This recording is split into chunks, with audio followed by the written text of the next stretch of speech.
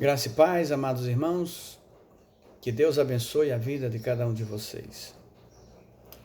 Queridos, de vez em quando a gente diz, daqui a alguns anos o mundo e as pessoas estarão fazendo coisas terríveis.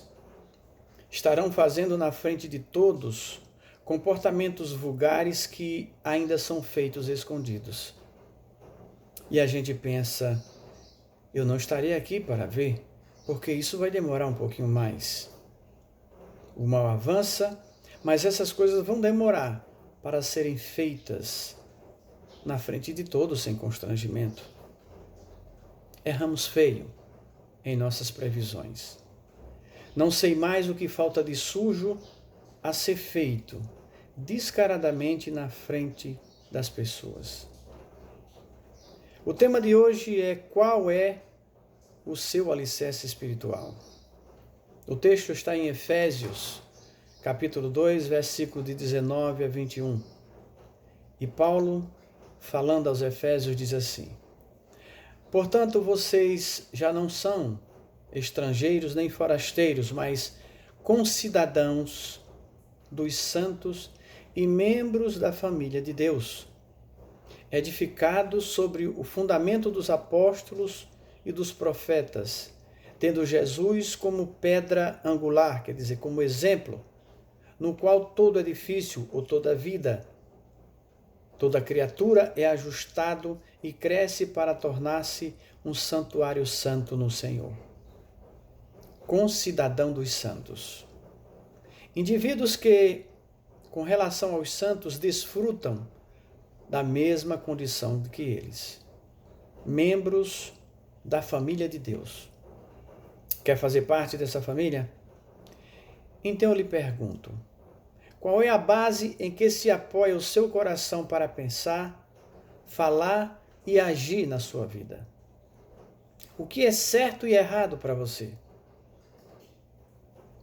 O que nós identificamos como certo e errado são parâmetros que nós chamamos de regras e condutas. Porque regras e condutas são estabelecidas pela sociedade para o ser humano, como forma de procedimento para que os indivíduos que querem conviver bem com seus semelhantes, e da mesma forma, regras e procedimentos espirituais são estabelecidos na Bíblia aos fiéis que querem viver de bem com Deus. O problema é que o ser humano erra nos dois procedimentos. Ele erra tanto na vida social como na vida cristã. O ser humano continua errando e pecando. O ser humano está atropelando regras e condutas e desobedecendo a Deus. E o pior, explicando e justificando por que está fazendo isso.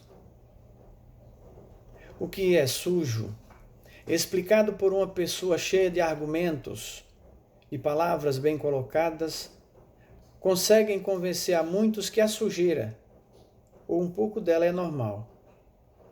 Ele faz isso por causa daquilo, ou faz aquilo por causa disso. Há algum tempo atrás eu vi em uma rede de TV pessoas explicando e rindo porque haviam traído seus companheiros ou companheiras. Eles explicavam as suas razões sem constrangimento ou vergonha porque fizeram aquilo. Mas por que essas pessoas se colocaram de frente à TV para dizer que tinham feito aquelas coisas? Porque elas achavam que estava certo o que haviam feito. Elas estavam diante da TV, diante de milhões de pessoas dizendo com satisfação e com orgulho que haviam traído seus companheiros e suas companheiras por causa disso ou daquilo. A reportagem da TV era de quem traía mais, os homens ou as mulheres. Eu não estou sendo partidário, não estou protegendo os homens, mas parece que as mulheres ganharam, porque apareceu muito mais mulheres do que homens.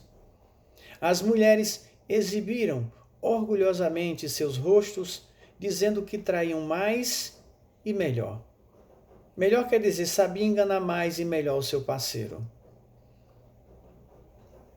O mal inserido nessas condutas é que o ser humano tem uma capacidade enorme de imitar o outro no que se refere a procedimentos errados. O ser humano tem essa capacidade de imitar o outro no que se refere em procedimentos errados. Veja só, se nós dissermos que passamos a noite toda distribuindo sopa aos desabrigados, às pessoas que dormem nas calçadas, todos ou a grande maioria vai dizer: isso não dá para mim. Se dissermos que vamos viajar para longe para pregar o evangelho, todos ou a grande maioria vai dizer: eu estou fora. Mas se nós dissermos que digitando alguns números no telefone podemos ligar de graça para quem nós quisermos, todos, com raras exceções, vão querer saber esses números. Ninguém quer trabalhar para pagar suas compras, mas querem clonar cartão para não pagar nada. Todos analisam como ser rico sem dar um prego na barra de sabão. Todos ficam pensando como ser rico rapidamente sem trabalhar. Um golpe de sorte ou loteria. Valores morais ou espirituais podem ser destruídos sem problemas, porque na vida, na mente de muitas pessoas, esses valores só atrapalham. Vejam só o texto. Tendo Jesus como pedra angular, no qual todo edifício é ajustado e cresce para tornar-se um santuário santo no Senhor. Não é preciso inventar teorias, não é preciso estudar teologia para entender o que a frase quer dizer. Tendo Jesus como referência, tendo Jesus como modelo ou base, todo ser humano é ensinado e cresce para tornar-se um verdadeiro filho de Deus. Se nós somos edificados em Cristo, o resultado é uma pessoa que ama a Deus e obedece a Ele. E essas coisas vulgares, como essa da reportagem, não seriam aceitas em sua vida, nem o procedimento e nem a reportagem. A pergunta na reportagem da TV era uma coisa extremamente vulgar. Quem trai mais, o homem ou a mulher? O que é uma traição? É um comportamento praticado por pessoas nas quais elas mostram que a confiança nelas depositada não é merecedora. Traição é tão feio que nós escondemos. Traição ou adultério não é uma coisa bonita onde nós colocamos com alegria em um cartão de aniversário. Traição ou adultério não deveria ser uma atitude onde nós mostramos a todos com prazer e orgulho. Mas essas pessoas falavam do seu adultério e da sua traição como se ela fosse uma qualidade. Isso há mais de 10 anos atrás. Deus fala tanto para o homem como a mulher sobre traição, sobre adultério. Provérbios 6:32. O que adultera com uma mulher está fora de si. Só mesmo quem quer arruinar-se é quem pratica tal coisa. Esse provérbio foi para o homem. Agora para a mulher. Provérbio 30:20. Tal é o caminho da adúltera. Limpa a boca e diz: não cometi maldade. Quer dizer, não fiz nada de errado. Come, limpa a boca. Comer é uma figura de linguagem chamada eufemismo, que significa se entrega ao pecado. Limpar a boca significa tomar banho e acha que está limpa quando toma banho. Esse era o procedimento das pessoas entrevistadas. Não fiz nada de errado. Por isso, causou espanto, perplexidade quando muitas mulheres apareceram na TV, dizendo sem nenhum constrangimento ter traído seus maridos, noivos e namorados. Se a traição, na concepção das pessoas, é um procedimento errado, vergonhoso e imoral, as mulheres da TV estavam dizendo a seus companheiros ou a quem quisesse ouvir: olha, eu posso ser mais errada, mais sem vergonha e mais imoral do que você. Parecia um campeonato. Se o homem foi desleal, sujo em sua atitude, a mulher estava dizendo na frente de milhões de pessoas: eu posso ser mais desleal e mais suja do que você. Isso com um sorriso nos lábios, achando engraçado. Em nenhum momento eu estou justificando a atitude de traição dos homens. Não, de forma alguma. É errado para com sua esposa, para com sua noiva, namorada, e é pecado para com Deus. Nós não podemos legalizar uma coisa errada sob a visão da vingança. Muitas pessoas traídas diziam que os direitos eram iguais. Queridos, nós não podemos solicitar um direito para fazer uma coisa errada. Nesse caso, é um direito de quê? Um direito de ser mais sujo, mais vulgar? Dar o troco, mesmo que isso lhe torne igual à pessoa que lhe traiu? O direito sem ser corrompido se refere à justiça e à honestidade. O direito sem ser corrompido se refere a procedimentos que conduzam o ser humano a respeitar e ser respeitado. Em que a traição nos confere respeito, justiça e honestidade?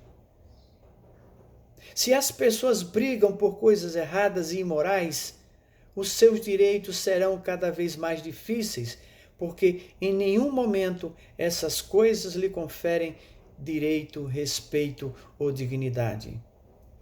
E hoje é o comportamento normal de muitas pessoas. E nós? Como estamos nos comportando diante de Deus? O que o nosso pecado lembra? Ele lembra a primeira vez que Deus destruiu quase toda a humanidade. Gênesis 6, 5, 13, 11, 13. A palavra de Deus diz assim: viu o Senhor que a maldade do homem havia multiplicado na terra e que era continuamente mal todo o desígnio do seu coração. A terra estava corrompida à vista de Deus e cheia de violência. Viu Deus a terra, e eis que estava corrompida, porque todo ser vivente havia corrompido o seu caminho na terra. Então disse Deus a Noé: resolvi dar cabo de toda a carne, porque a terra está cheia da violência dos homens, e eis que eu farei perecer juntamente com a terra. O que é esse orgulho e essa alegria de praticar o pecado? É o aumento da perversidade do inimigo no coração das pessoas. É o aumento da violência contra Deus. Viu o Senhor que a maldade do homem havia se multiplicado na terra e que era continuamente mal todo o desígnio do seu coração. Isso naquele tempo de Noé. E agora? E agora com a televisão, com a internet, com as festas, onde tudo é permitido sob a desculpa de diversão? Vulgarização de homens e mulheres através de novas diversões que vão surgindo, mas que só tem graça para todos se usarmos o nosso corpo. Só tem graça se rolar sexo. Queridos, por mais que nós homens sejamos vistos como brutos, insensíveis e fora de moda, nós vemos as mulheres como delicadas, bonitas, cheias de amor, cheias de mistério e merecedoras de respeito. As mulheres são mais pacientes, são mais sensíveis, mais perdoadoras, mais dedicadas e mais família. Elas podem muito nos ajudar a sermos pessoas melhores, porque essa foi a vontade de Deus quando nos deu uma companheira. Mas as mulheres estão aceitando que os homens destruam esse respeito, essa dignidade. Devemos nos analisar. O que eu sou? É o que eu quero ser ou o que as pessoas querem que eu seja? Qual o nosso padrão de qualidade? Novelas, Big Brothers, Malhação ou a palavra de Deus? Nunca se passaria na nossa cabeça que um dia nós veríamos pessoas na TV praticando sorridentes, procedimentos vulgares e brigando para serem consideradas piores do que as outras. As pessoas que tiveram a coragem de aparecer na TV para dizer que também podiam ser mais vulgares do que as outras, não tinham ao seu lado os seus companheiros. Será que elas estavam só? Ou seus companheiros não quiseram estar do seu lado na hora da entrevista? Será que suas condutas imorais eram somente traição? Ou seus sorrisos escondiam mais alguma coisa? Em Efésios, o apóstolo Paulo diz assim: obscurecidos de entendimento, alheios ou longes da vida de Deus por causa da ignorância em que vivem, pela dureza do seu coração, os quais, tendo se tornado insensíveis, se entregaram à dissolução para com avidez cometerem toda sorte de impurezas. Longes de Deus, inimigos de Deus, adoradores do pecado. Eu tenho uma pergunta a fazer. Quem ama mais, o homem ou a mulher? Uma reportagem desse tema, feita com muito respeito e sabedoria, faria muito bem a nós e a toda a nossa família. Seria assistida com prazer por católicos, batistas, pentecostais, presbiterianos, universal, assembleanos, padres, pastores, enfim, toda uma sociedade carente de temas edificantes que visem a união da família. Quem ama mais, o homem ou a mulher? E eu respondo para você: quem quer que ganhe, ninguém sairá perdendo. Se forem as mulheres, seremos mais amados. Se forem os homens, amaremos mais as nossas companheiras. Para despertarmos o amor das pessoas por nós, precisamos amá-las muito mais, cada vez mais. Para despertar o amor das pessoas, precisamos respeitá-las. Não é traindo que conseguiremos nos sentir melhor em situações difíceis. Não é traindo que conquistamos o amor e a confiança das pessoas. Não é ficando que somos especiais ou bonitos. Agindo assim, nós mostramos que somos fáceis e vulgares. Não podemos pedir respeito a ninguém com a nossa vulgaridade. É verdade, queridos. Nós namoramos, noivamos e casamos. Mas, como o apóstolo Paulo diz, é melhor casar-se do que abrasar-se. É melhor casar do que ficar queimando. Mas não transforme essa busca pela pessoa certa em um aluguel do seu corpo. Ou você se respeita, ou ninguém vai respeitar você. Ou você se comporta como uma pessoa digna, ou será sempre apontado como vulgar, como uma pessoa fácil. Você sempre será vista ou visto como vulgar e fácil, porque até para quem está sorrindo para você. Você só vai atrair para a sua vida relacionamentos sujos, vulgares e sem compromisso. E cairá cada vez mais. Tudo isso porque pecamos contra Deus. Tudo isso porque pecamos contra Deus, traímos e adulteramos. Trair nos lembra Judas. E fazendo isso, traímos também o nosso Mestre. Podemos até dizer para as pessoas que não pecamos ou que aquilo que nós fizemos não tem pecado nele, mas quem vai julgar é a palavra de Deus, independente de que todos aceitem ou não a sua explicação. Aquele que aceita o certo de Deus nunca andará no errado do homem. Olhe atentamente os caminhos do teu coração, pois dele depende toda a tua vida.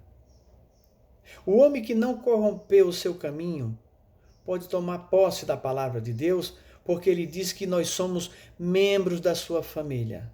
Se nós somos membros da família de Deus ou queremos ser, temos que ouvir e obedecer a quem nós chamamos de Pai Celestial.